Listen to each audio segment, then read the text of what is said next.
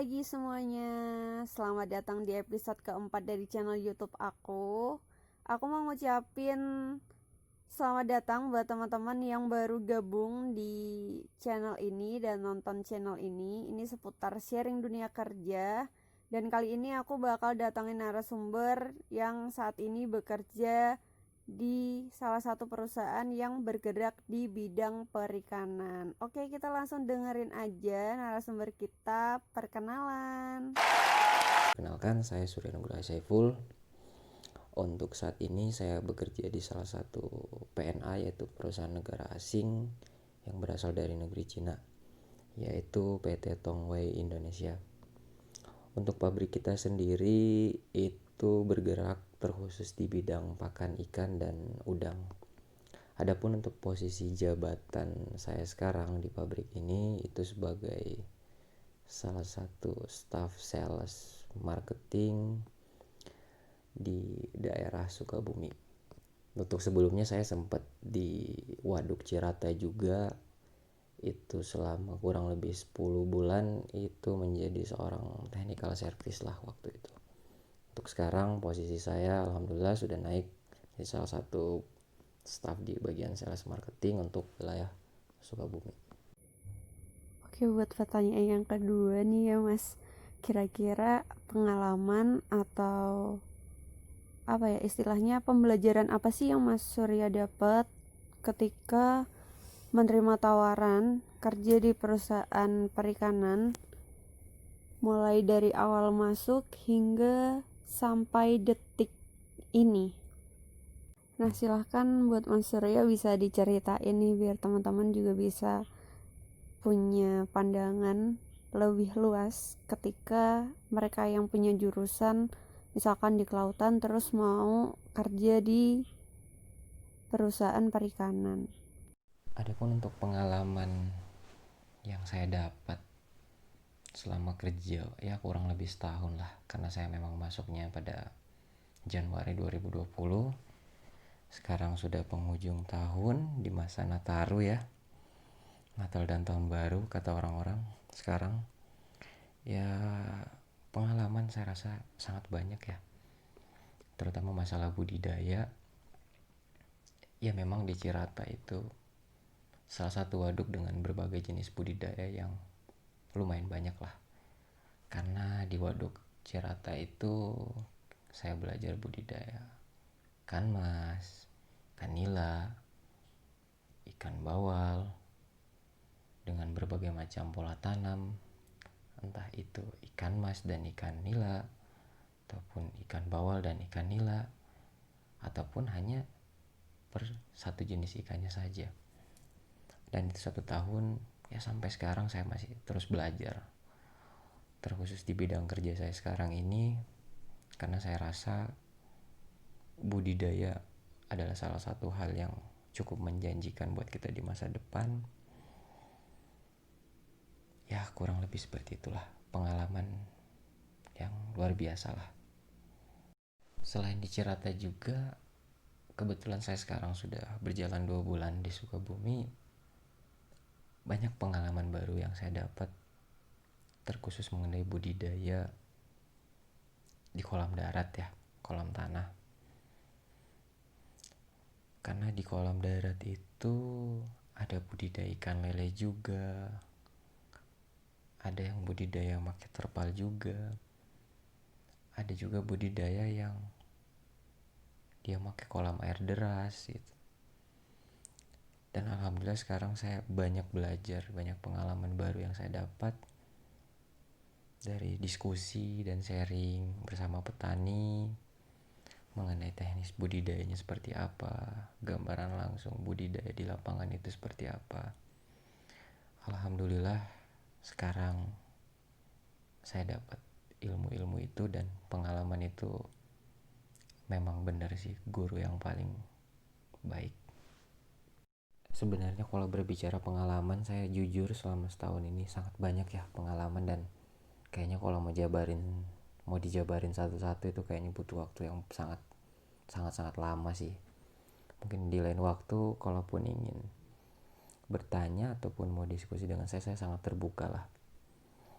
Karena memang jujur kalau mau dijabarin pengalamannya terlalu banyak sih, mulai dari pembenihan, pendederan, pembesaran ikan di budidaya itu jujur sangat luas dan banyak jenisnya, cukup beragam lah. Intinya sih overall pengalaman saya selama setahun ini ya sangat-sangat luar biasa dan sangat menambah wawasan saya sih mengenai dunia budidaya. Asli keren budidaya, keren. Terima kasih banyak Mas udah berbagi sangat lengkap buat cerita pengalamannya. Aku rasa teman-teman di sini juga pasti bakal belajar banyak dari pengalaman yang udah Mas Surya ceritain tadi, karena menurutku bener-bener sangat lengkap dari awal mula Mas Surya kerja di bagian A terus pindah ke bagian B. Itu menurutku bener-bener lengkap sih. Jadi mungkin ini pertanyaan yang selanjutnya aku bakal nanya, awal mula Mas Surya menerima tawaran buat kerja di perusahaan asing bidang perikanan ini gimana sih Mas? Kalau secara kualifikasi kan Mas Surya lulusan dari kelautan ya, terus habis itu bisa menerima tawaran untuk bekerja dan memutuskan bekerja di perusahaan di bidang perikanan ini gimana sih? Mungkin bisa dijelasin juga. Adapun untuk awal mula bisa masuk kerja, bisa daftar kerja lah di PT Tongo Indonesia sendiri ini. Awalnya itu informasinya memang jujur dari salah satu kerabat dekat saya. Kebetulan waktu itu beliau memberitahukan bahwa ada lowongan pekerjaan dan itu sedang membutuhkan orang di PT Tongo Indonesia ini. Ya awalnya saya sempat ragu, sempat bimbang juga karena kan salah satu pabrik yang bergerak di bidang pakan ikan dan udang ya. Sementara basic saya kuliah itu bukan perikanan alias oceanografi atau kelautan. Jadi ya memang awalnya sempat ragu sih buat masuk kerja ini, maksudnya saya bisa nggak sih kerja di sini ya. Dan alhamdulillah ketika tawaran itu saya ambil, bismillah, training, belajar dan alhamdulillah sampai sekarang ya bisa seperti ini gitu loh. Ya awalnya sih sempat ya gitulah, mungkin kurang percaya diri juga karena memang kan basic kita di kuliah mempelajari perikanan, tapi setelah saya kerja saya belajar terjun langsung di lapangan seperti apa budidaya itu, terkhusus untuk wilayah Waduk Cirata ya, KJA. Dan ya alhamdulillah lah saya dapat ilmu banyak. Dan untuk wilayah Sukabumi sendiri sih ya pengalaman baru juga yang saya dapatkan, karena memang cukup berbeda lah antara budidaya di KJA dan budidaya di kolam darat. Ada perbedaan dan ya itulah tadi pengalaman yang ya menurut saya itu cukup berkesan lah sampai saya sekarang. Dari sini kita bisa belajar kalau misalkan relasi itu benar-benar sangat penting di dunia kerja. Nah, buat tips dan triknya kira-kira gimana sih Mas kalau kita memasuki dunia kerja khususnya di bidang perikanan, atau mungkin tips dan trik secara umum menurut Mas Surya tuh gimana sih buat mereka-mereka yang akan memasuki dunia kerja ataupun akan berpindah tempat kerja? Tips and trick juga buat teman-teman mungkin yang pengen sekiranya nanti kerja di bidang seperti saya.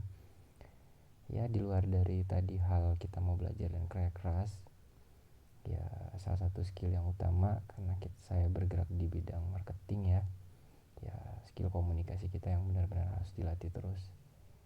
Gimana caranya kita punya good communication skill dalam berdiskusi, dalam sosialisasi, sharing kepada customer, kepada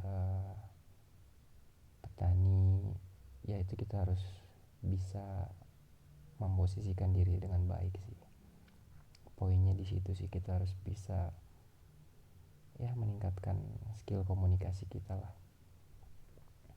mungkin dari saya cukup segitu aja ya.